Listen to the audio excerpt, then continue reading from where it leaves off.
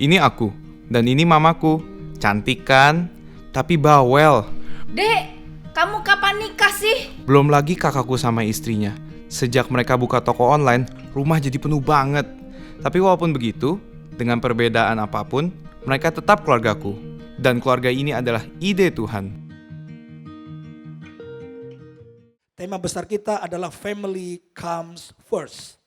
Dan malam ini subtemanya adalah Build a Happy Family. Membangun sebuah keluarga bahagia.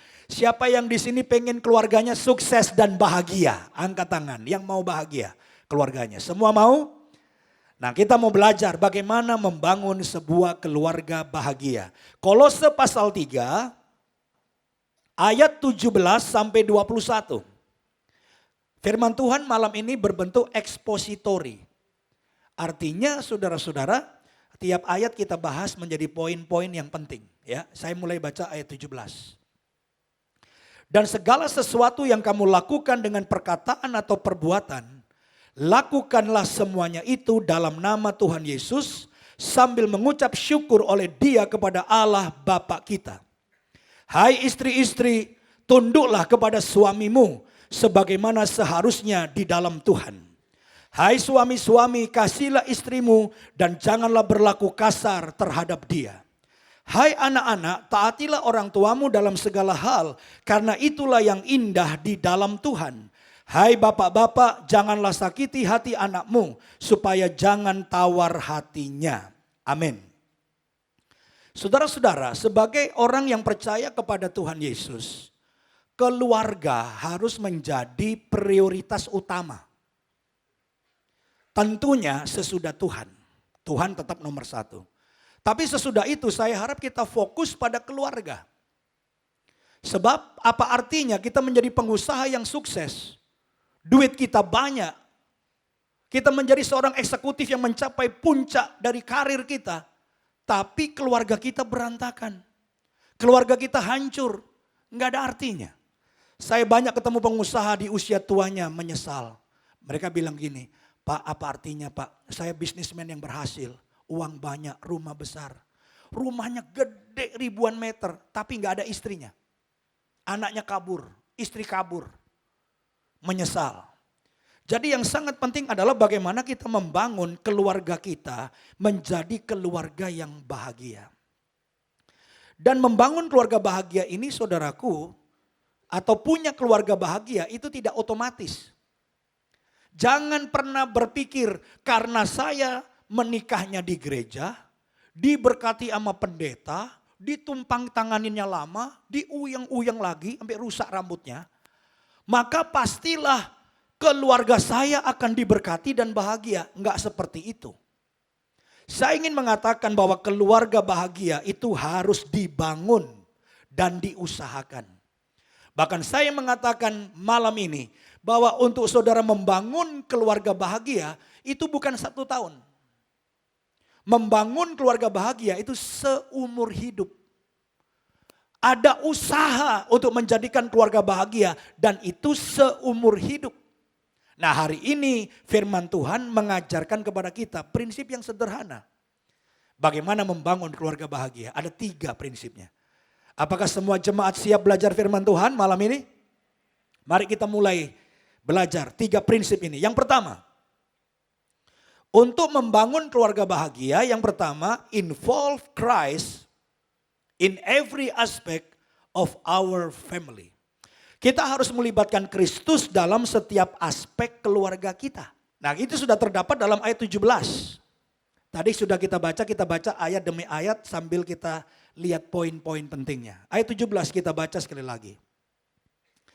Dan segala sesuatu yang kamu lakukan dengan perkataan atau perbuatan, lakukanlah semuanya itu, baca sama-sama, dalam nama Tuhan Yesus.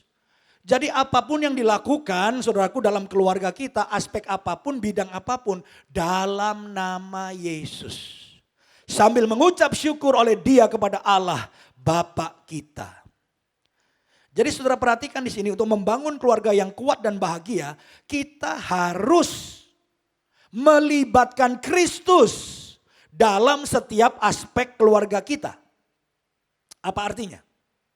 Artinya kita harus menempatkan firman Tuhan sebagai satu-satunya pedoman yang harus kita taati dalam keluarga kita. Jadi dimulai dari kepala rumah tangganya, suami. Suami itu harus bikin rule. Pokoknya keputusan apapun, jalan apapun yang kita akan lakukan, itu pondasinya firman Tuhan. Dan Tuhan memberi janji yang luar biasa.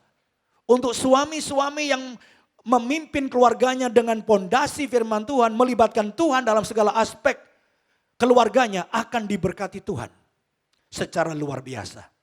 Ya, coba kita baca janji untuk suami yang memimpin keluarganya dengan dasar firman. Mazmur 128 ayat 1-3. Nyanyian syarah. Berbahagialah setiap orang yang takut akan Tuhan. Ini bicara siapa nih? Setiap orang yang takut akan Tuhan. Ini suami.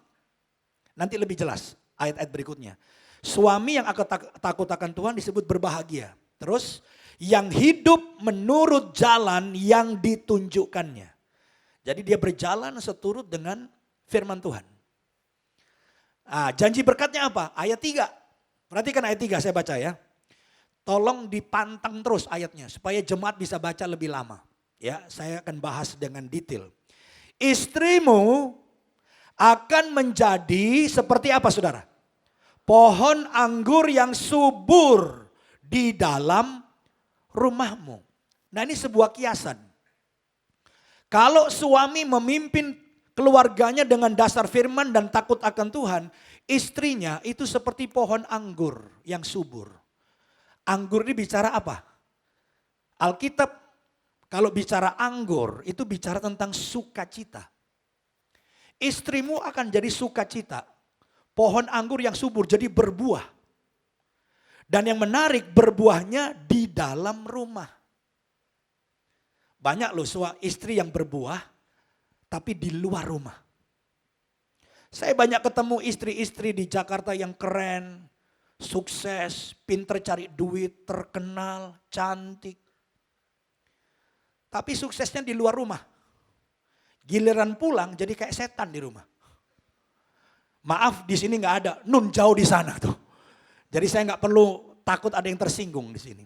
Jadi ada banyak istri yang berbuah di luar rumah. Hebat di luar rumah.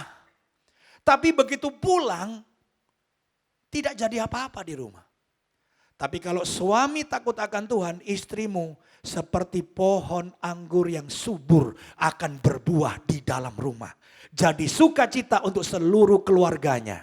Yang percaya katakan amin. Dan berikan kemuliaan bagi Tuhan. Haleluya. Terus dikatakan apa di situ? Anak-anakmu seperti tunas pohon zaitun.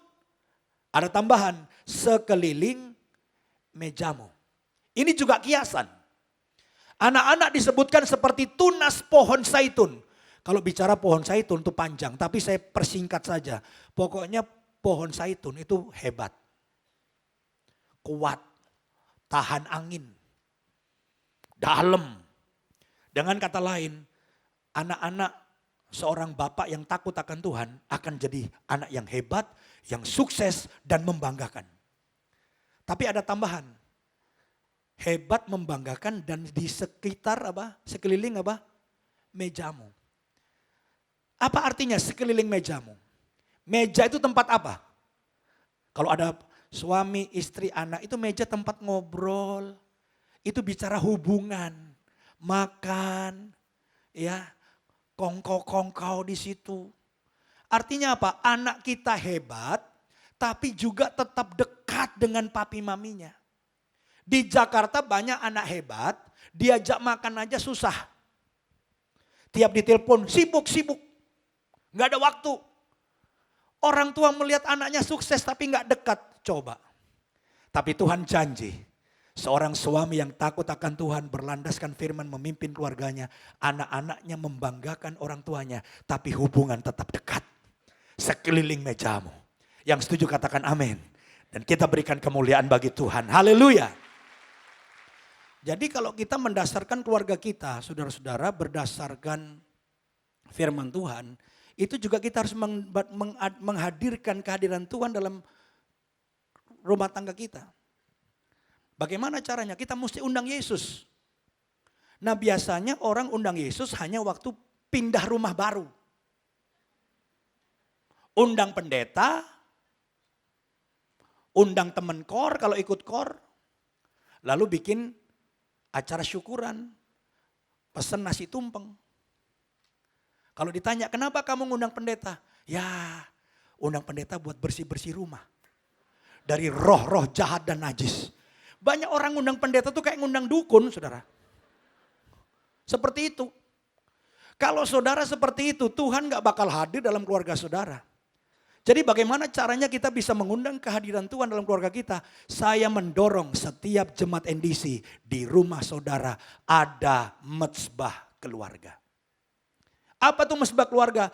Tiap pagi suami, istri, anak-anak kumpul.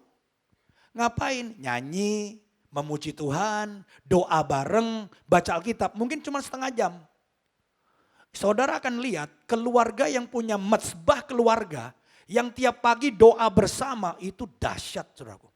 Tuhan hadir dalam keluarga saudara, memimpin keluarga saudara, dan saya pastikan keluarga saudara menjadi keluarga yang sukses dan bahagia. Siapa yang mau ada mezbah keluarga? Angkat tangan. Lumayan tambah banyak. Wah, kalau semua bikin mezbah keluarga, berubah keluarga kita. Karena ada kehadiran Tuhan di dalam keluarga kita. Pasti keluarga kita jadi kuat, sehat, dan bahagia. Yang percaya kita berikan kemuliaan bagi Tuhan. Ini yang pertama saudara. Sekarang yang kedua. Bagaimana kita membangun keluarga yang sukses dan bahagia? Try to meet each other's need of our partner. Berusaha saling memenuhi kebutuhan pasangan kita. Menikah itu bukan nuntut. Yang jadi persoalan begitu nikah, suami nuntut istri, istri nuntut suami. Tapi Tuhan kasih prinsip di sini. Suami berusaha memenuhi kebutuhan istri, istri berusaha memenuhi kebutuhan suami. Nah coba kita baca ayatnya, ayat 18 dan 19. Saya bacakan. Hai istri-istri, tanduklah suamimu. Salah cetak nih. Yang betul, hai istri-istri, tunduklah kepada suamimu. Tunduk itu maksudnya apa? Respect. Hormati suamimu. Sebagaimana seharusnya di dalam Tuhan. Ayat 19. Hai suami-suami, kasihilah istrimu dan janganlah berlaku kasar terhadap dia. Lewat ayat ini sebetulnya Tuhan mau kasih tahu.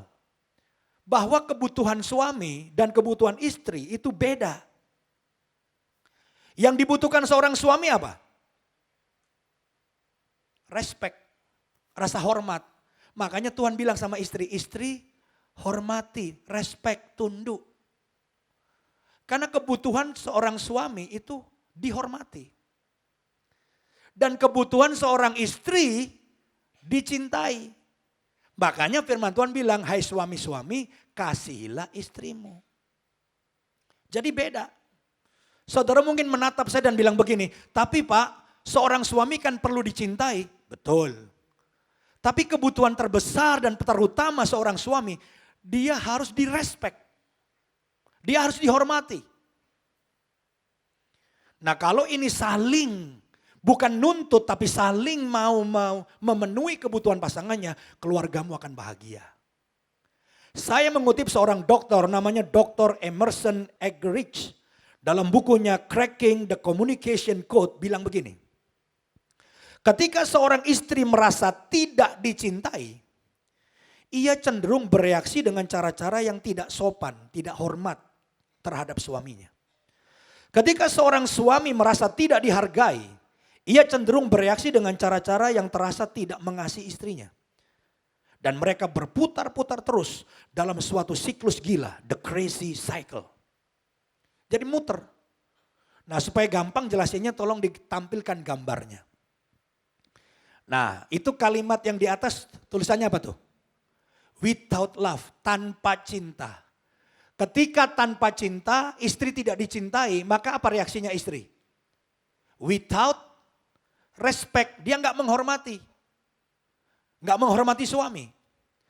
Ketika suami tidak dihormati, apa reaksi suami?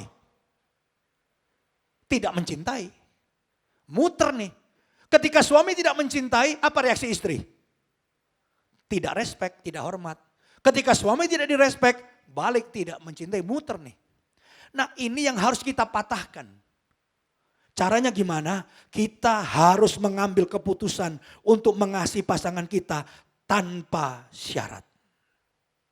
Suami menyatakan kasihnya yang tak bersyarat, unconditional love. Kalau perlu suami tanya sama istri, sayang, mam, moy-moy, ling-ling, apalah namanya. Apakah kamu merasa aku sebagai suami sudah mencintai kamu? Saya khawatir suaminya udah berasa banget mencintai, istrinya kagak berasa. Makanya harus tanya. Sebab itu kita harus tahu secara umum wanita atau istri itu merasa dicintai dengan cara apa?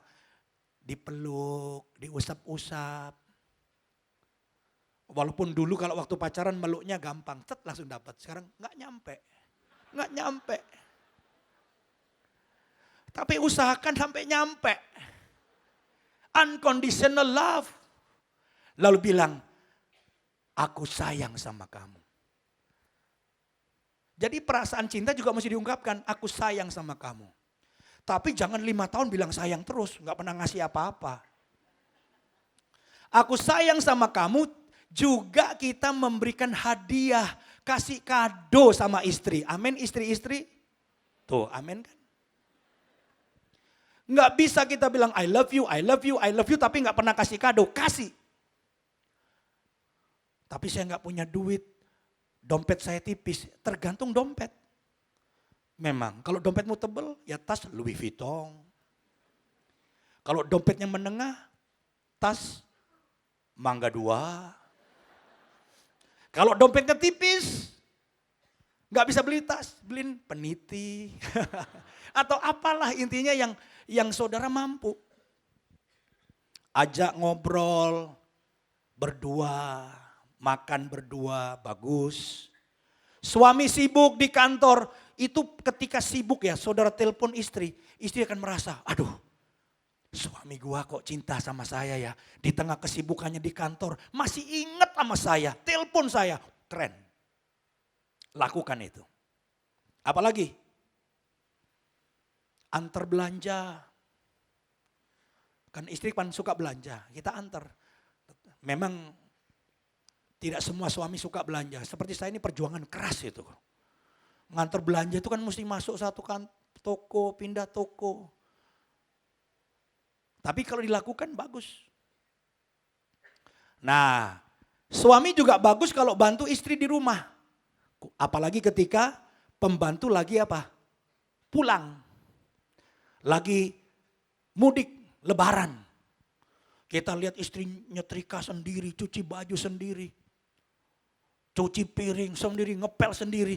Itu suami ada yang merasa dirinya tuh malu bantu karena badannya keren. Masa suami badannya gagah gini cuci piring? Saudara nggak tahu ketika suami yang badannya keren bantu cuci piring. Itu kalau dipotret dari belakang seksi saudaraku. Bener. Badannya gagah cuci piring. Wah. Banyak suami-suami nge-gym. Ngangkat barbel ratusan kali. Wow. Tapi istri ngangkat ember, ngepel sendiri. Saudara nggak mau bantu, wah kebangetan kita. Jadi bantu istri, itu menyatakan cinta kita. Waktu saya terbatas, itulah contoh-contohnya lah. Suami mencintai istri. Nah supaya adil, gimana dengan istri sekarang? Istri bisa menyatakan rasa hormatnya yang tak bersyarat, unconditional respect kepada suami. Dengan cara yang dipahami oleh suami. Mesti tanya juga, sayang, kokoh,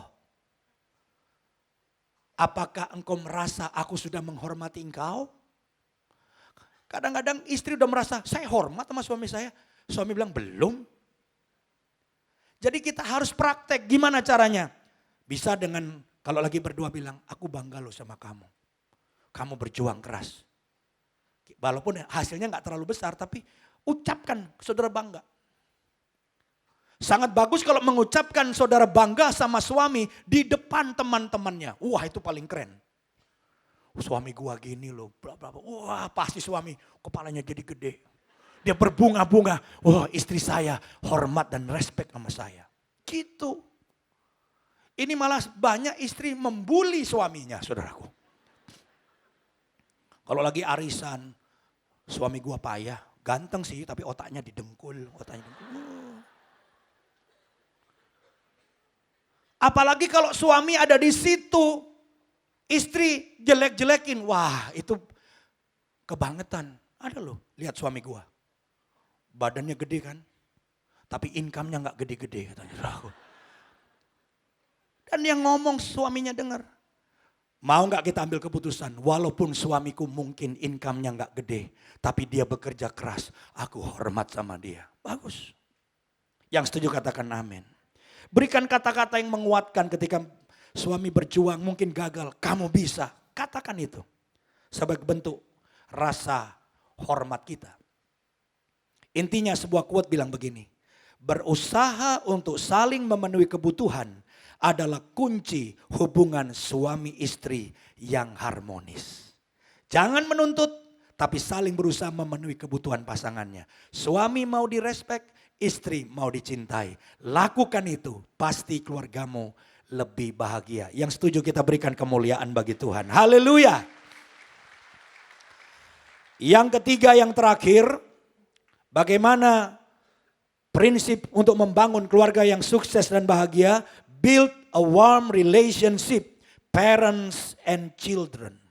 Membangun hubungan yang hangat antara orang tua dan anak. Jadi ini firman Tuhan hari ini komplit. Pertama, fondasinya harus firman dan kehadiran Tuhan. Yang kedua, hubungan suami istri saling memenuhi. Yang ketiga, hubungan orang tua dan anak.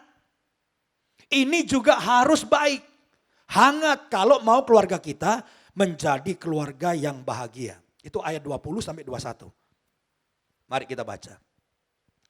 Hai anak-anak, taatilah orang tuamu dalam segala hal.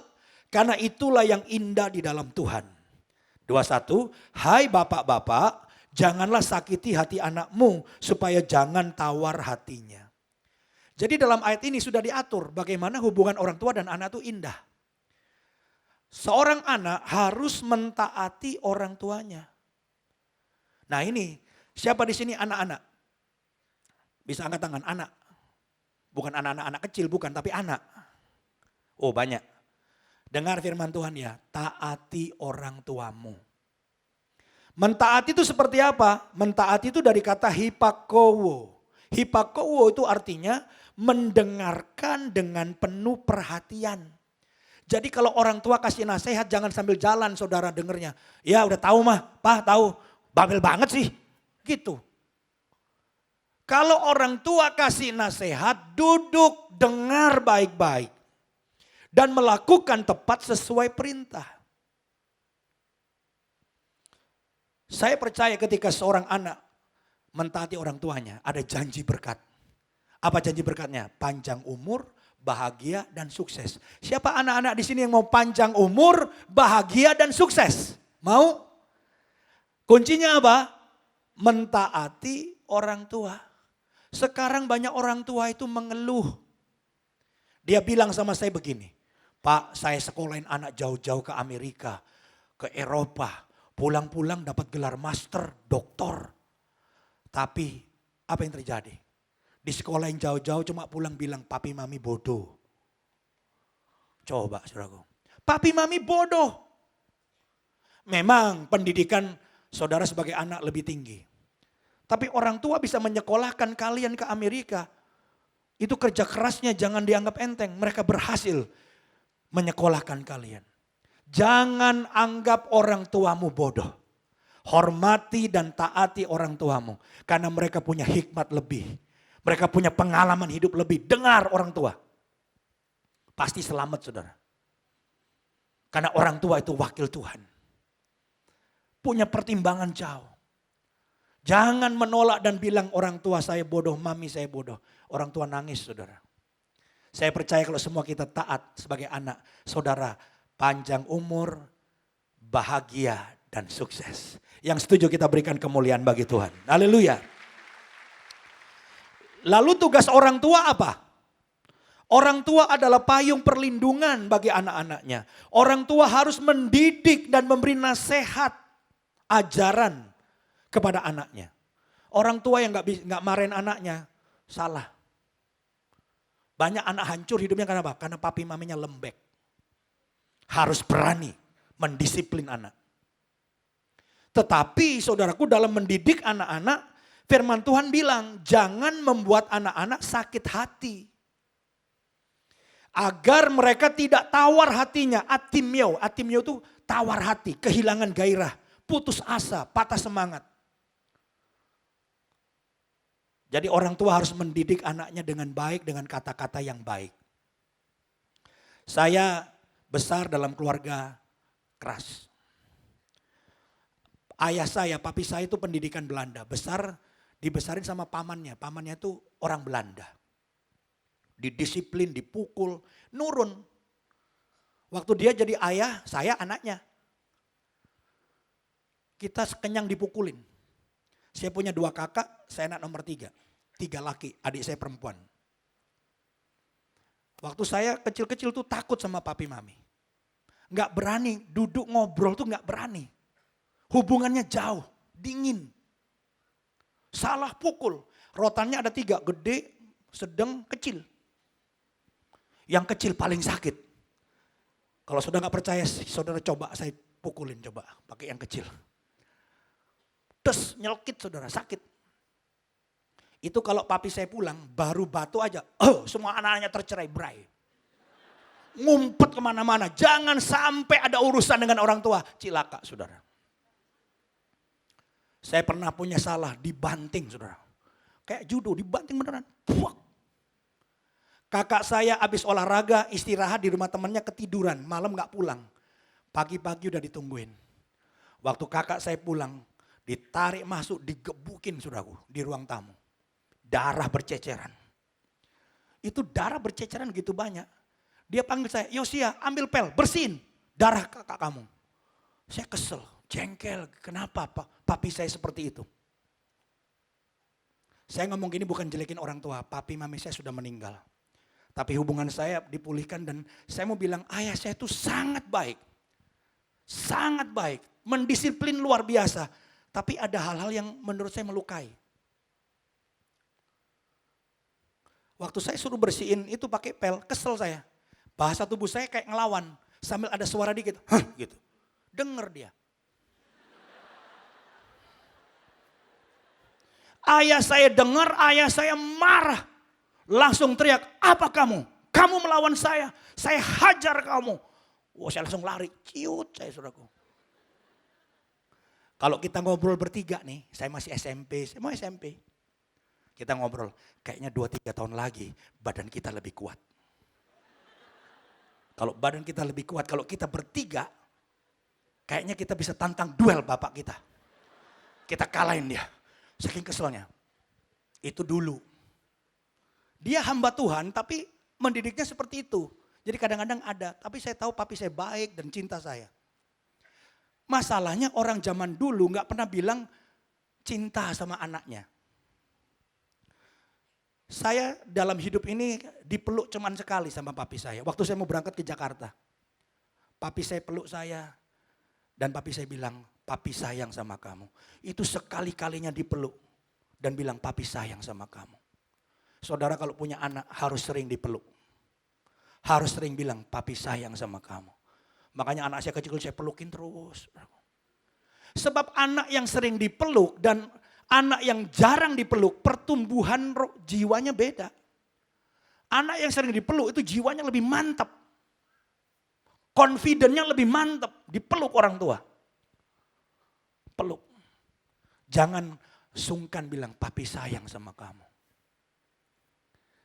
Orang tua zaman dulu gak pernah muji anaknya. Papi saya gak pernah muji. Kalau saya salah dimarahin. Kalau berprestasi memang sudah seharusnya. Katanya gitu saudara. Memang sudah seharusnya. Seperti itu. Saya dipulihkan hubungan baik saudaraku. Dan saya mengagumi papi saya. Orang hebat, pinter, luar biasa. Tapi itu tadi, kadang-kadang ada salah. Hari ini, saya mau tantang saudara, ada gak di sini hubungan orang tua dan anak yang gak baik? Mungkin karena omongan-omongan seperti itu. Atau tindakan-tindakan yang melukai. Saya pernah mendoakan dalam satu KKR, seorang anak nangis, dengar khotbah saya nangis terus. Sampai saya doakan, kamu kenapa saya doain? Dia bilang 5 tahun dia gak bicara sama papinya, aku benci papi. 5 tahun. Saya pikir udah parah banget serumah 5 tahun gak bicara. Bulan depannya saya ketemu seorang wanita yang 15 tahun gak bicara sama maminya. 15 tahun. Ini udah agak tua wanita nih. Disumpahin maminya, lu seumur hidup gak akan kawin. Lu jadi perawan tua, lu gak laku katanya. Waktu maminya emosi ngomong seperti itu melukai. 15 tahun. Hari itu bertobat. Dipulihkan Tuhan, dia bisa ngampuni maminya. Hari ini saya beritahu pada saudara, kalau ada anak-anak yang terluka, Tuhan ingin memulihkan hubunganmu dengan orang tua. Kalau orang tua rasa salah, jangan gengsi bilang, sorry ya papi salah. Kehormatanmu gak akan berkurang, anak-anak akan respect sama saudara. Lakukan itu. Maka keluarga kita akan menjadi keluarga yang luar biasa. Saya ingin tutup dengan satu quotes bilang begini. Keluarga yang bahagia merupakan sebuah sorga yang datang lebih awal. Kalau keluargamu bahagia, sorga datang lebih awal. Tapi kalau keluargamu berantakan, neraka datang lebih awal, saudaraku. Saya ingin keluarga saudara bahagia. Dan 3 hal ini kita mau lakukan. Yang setuju katakan amin. Berikan kemuliaan bagi Tuhan. Tapi walaupun begitu, dengan perbedaan apapun, mereka tetap keluargaku. Dan keluarga ini adalah ide Tuhan.